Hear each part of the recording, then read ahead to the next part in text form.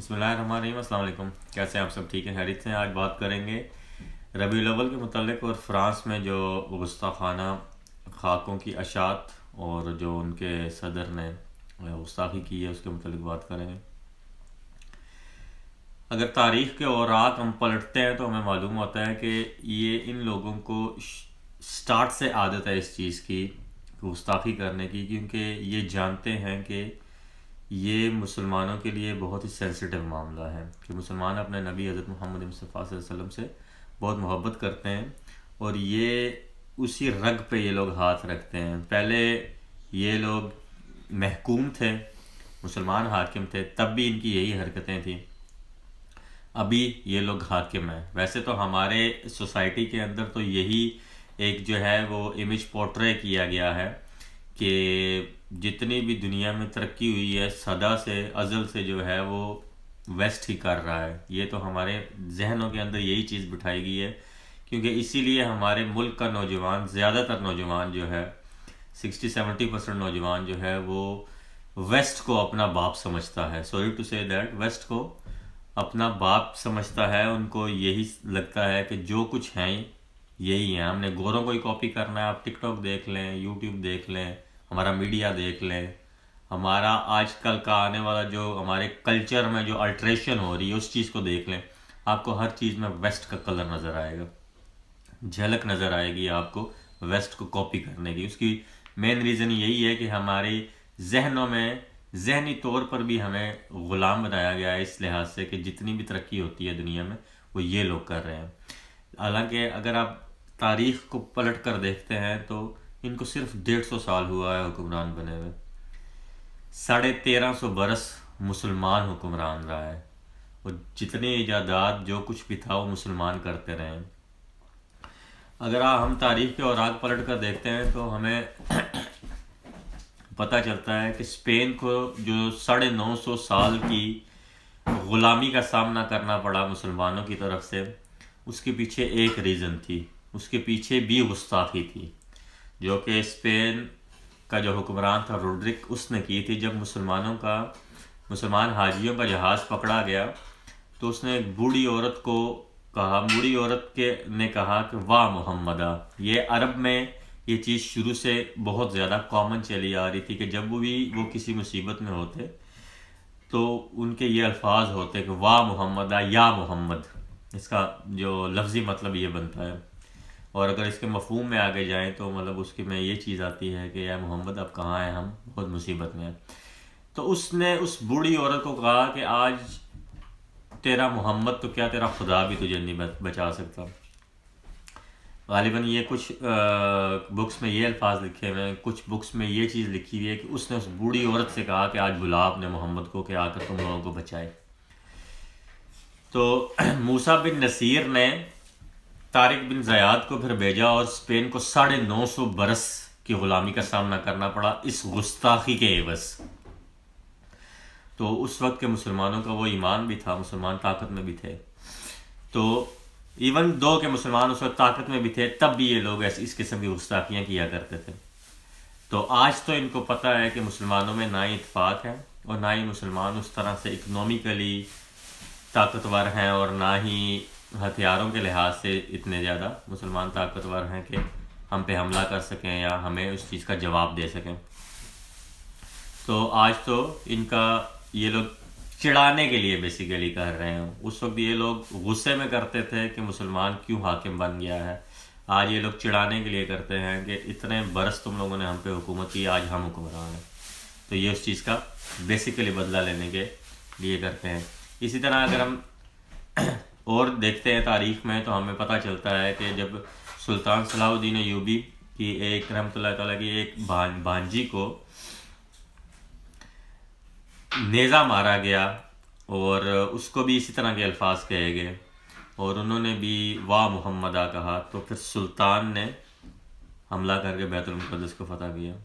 تو بیسیکلی یہ اس وقت مسلمان طاقت میں تھے، اور اس چیز سے بات ظاہر ہوتی ہے کہ یہ آج کی بات نہیں ہے کہ یہ لوگ آج صرف یہ کرنا شروع نہیں ہوئے، یہ شروع سے یہ چیز کر رہے ہیں، بیکاز بیسیکلی ان کے ساتھ جو سٹارٹنگ میں اختلاف تو یہی ہوا نا ان میں کے اندر بیسیکلی جیلسی کا فیکٹر ہے کہ نبی پاک صلی اللہ علیہ وسلم جو تھے وہ عرب میں سے تھے، قریش میں سے تھے، اور بنی اسرائیل میں سے یہ لوگ تھے، تو ان کا بیسیکلی اس وقت ایمان نہ لانے کی ان کی وجہ بھی یہی تھی۔ حالانکہ جتنے انبیاء کرام بھی تھے سب نے نبی پاک صلی اللہ علیہ وسلم کی آمد کی بشارت دی تھی۔ حضرت عیسیٰ علیہ السلام نے بھی اپنی قوم کو بشارت دی تھی کہ میرے بعد ایک نبی آئیں گے، حضرت محمد مصطفیٰ صلی اللہ علیہ وسلم کے بارے میں انہوں نے نشانیاں بھی بتائی تھیں، اور اپنی قوم کو اس چیز کا حکم بھی دیا تھا کہ اگر تم ان کو اپنے درمیان پاؤ تو ان پہ ایمان لے کے آنا، ٹھیک ہے۔ لیکن ان کے اب جیسے اگر آپ دیکھ لیں نا تو ابو جہل جو تھا وہ بھی جب اپنے لوگوں میں بیٹھتا تھا تو اس چیز کو ایکسیپٹ کرتا تھا کہ مجھے معلوم ہے کہ محمد رسول اللہ صلی اللہ علیہ وسلم صادق الامین ہے، صادق و امین ہے، لیکن وہ ایمان اس لیے نہیں لے کے آیا، اس کے اندر بھی جیلسی کا فیکٹر تھا۔ میری ناقص عقل کے مطابق میں آپ کو بتا رہا ہوں، جو مجھے چیزیں تاریخ کے حوالے سے پڑھ کر سمجھ آتی ہیں، کہ اس کے اندر بھی جیلسی کا فیکٹر پایا جاتا تھا کہ سب کچھ جو ہے وہ بنی ہاشم کے پاس ہے، اور نبوت بھی بنی ہاشم کے پاس چلی گئی ہے۔ تو وہ بیسیکلی ایک انا کا فیکٹر ہوتا ہے نا، کہ وہ انا آڑے آ جاتی ہے۔ ایون کہ اگر کوئی انسان یہ کہہ رہا ہے کہ مجھے معلوم ہے کہ محمد رسول اللہ صلی اللہ علیہ وسلم صادق و امین ہے، اور لیکن اس کے باوجود بھی وہ ایمان نہیں لے کر آتا، تو وچ مینس کہ اس کی انا آڑے آ رہی ہے آگے۔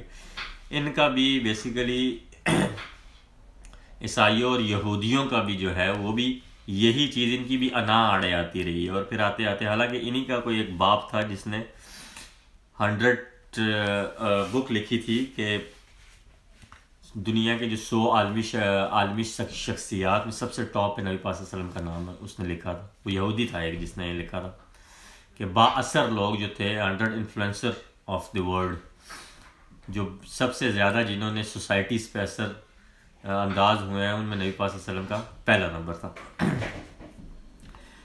تو یہ ہے کہ ایک جو کمپین چلی ہے بائیکاٹس فرانس والی، اس کی مصنوعات کو بائیکاٹ کرنے والی، تو سب سے بڑی مسئلہ یہ ہے کہ مسلمانوں کے اندر یونٹی نہیں ہے۔ آپ یہ چیز دیکھتے ہیں اگر کہ سعودی عرب نے ابھی تک کوئی بیان ہی نہیں دیا اس کے ریلیٹڈ، بس گول مول سے کچھ بیانات دیے ہیں کہ ہم دہشت گردی کی مخالفت کرتے ہیں۔ وہ جو عبداللہ لڑکے نے فرینچ ٹیچر کو مارا ہے، ان کی سعودیہ کے بیانات سے یہ چیز ظاہر ہوتی ہے کہ وہ اس چیز کو دہشت گردی کہہ رہے ہیں اور اس کے خلاف بیانات دے رہے ہیں۔ بیسیکلی وہ فرانس کے ساتھ جا کے کھڑے ہو گئے۔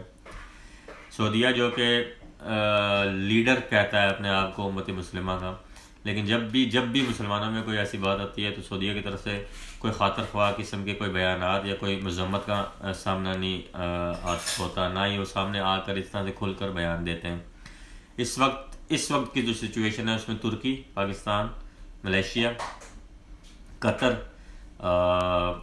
کویت، یہ 5-7 ملک ایسے ہیں جنہوں نے بڑھ چڑھ کر اس چیز کی مذمت کی ہے، اور بالکل سامنے آ کر فرانس کو برا بھلا کہا ہے کہ اس چیز کو بند کرو۔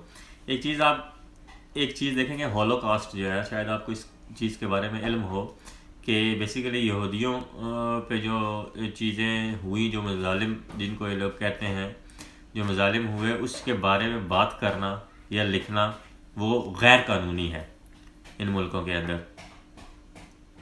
کیوں؟ اس کی ریزن یہ ہے کہ اس سے یہودیوں کی فیلنگز ہرٹ ہوتی ہیں، اور دوسری طرف اگر دنیا کے جو ہے یہ انسانی حقوق کے علمبردار بننے والی قومیں ہیں، ان کو وہ چیز تو نظر آتی ہے کہ ہولوکاسٹ پہ بات کریں گے تو یہودیوں کی فیلنگز ہرٹ ہوں گی، لیکن دوسری طرف ان کو یہ چیز نظر نہیں آتی کہ اگر نبی پاک صلی اللہ علیہ وسلم کی شان میں لوگ گستاخی کریں گے تو 1.5 ارب مسلمانوں کی فیلنگز ہرٹ ہوتی ہیں۔ لیکن صرف بات کرنے کا مقصد یہ ہے کہ صرف ٹوپی ڈرامہ ہے، کوئی انسانی حقوق نہیں ہے، کچھ بھی نہیں ہے۔ جہاں پہ جس کو اپنا فائدہ نظر آتا ہے وہ اس قسم کے قوانین بنا دیتا ہے۔ اب ان ملکوں کے اندر آپ اگر رنگ، نسل اور ذات پات کی بنیاد پر کسی کو اٹیک نہیں کر سکتے، کسی کو اس طرح کے جملے بھی نہیں بول سکتے، کیونکہ یہ غیر قانونی ہے۔ ڈسکریمنیشن میں یہ چیزیں آتی ہیں، ریسزم میں یہ چیزیں آتی ہیں۔ لیکن ہمارے نبی پاک صلی اللہ علیہ وسلم کی شان میں یہ لوگ بڑھ چڑھ کر گستاخیاں کرتے ہیں اور اس کو فریڈم آف ایکسپریشن کا نام دیتے ہیں۔ Freedom of expression my foot, freedom of speech my foot. کسی کی اگر فیلنگز ہرٹ ہو رہی ہیں تو کوئی فریڈم آف اسپیچ نہیں ہے، کوئی فریڈم آف ایکسپریشن نہیں ہے۔ اگر تم لوگوں کے نزدیک کسی کو رنگ کی بنیاد پر، نسل کی بنیاد پر، ذات پات کی بنیاد پر کوئی بات کہنا غیر قانونی ہے کیونکہ اس کی فیلنگز ہرٹ ہوں گی، تو یہ چیز بھی سراسر 100%، 200% غیر قانونی ہے۔ کہ تم لوگ ہمارے نبی پاک صلی اللہ علیہ وسلم کی شان میں گستاخیاں کرو اور معاذ اللہ ان کے خاکے شائع کرو. یہ چیز کوئی بھی مسلمان کسی بھی حوالے سے برداشت نہیں کر سکتا. بائیکاٹ کرنا چاہیے، 100% بائیکاٹ کرنا چاہیے فرینچ مصنوعات کا، اور اس پہ ڈٹے بھی رہنا چاہیے، کیونکہ اگر آپ کسی ملک کی مصنوعات کا بائیکاٹ کرتے ہیں تو ہو سکتا ہے کہ کچھ عرصے تک ان چیزوں کا متبادل جو ہے آپ کو ملنے میں کچھ تھوڑا ٹائم لگے، تو اس میں پھر تھوڑا سا برداشت بھی کرنا پڑتا ہے. لیکن سبق سکھانے کے لیے، کیونکہ ایک یہی طریقہ ہے ہمارے پاس، نہ تو ہم لڑ سکتے ہیں نہ ہی ہم کسی ملک پہ جا کے ان کا حملہ کر سکتے ہیں، کیونکہ وہ پرانا دور سے چینج ہو کر چیزیں اب چینج ہو چکی ہیں.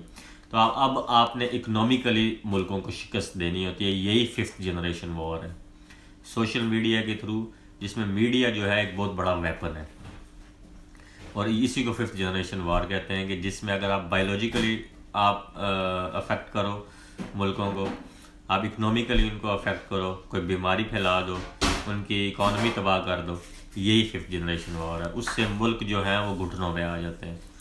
تو ہماری انٹینشن بیسیکلی یہی ہے کہ یہ لوگ یہ گستاخیاں کرنا بند کریں. باقی ہم کوئی جنگ نہیں چاہتے، نہ ہی ہم کوئی جنگ پھیلانا چاہتے ہیں. اسلام کا لفظی مطلب ہی امن ہے، پیس.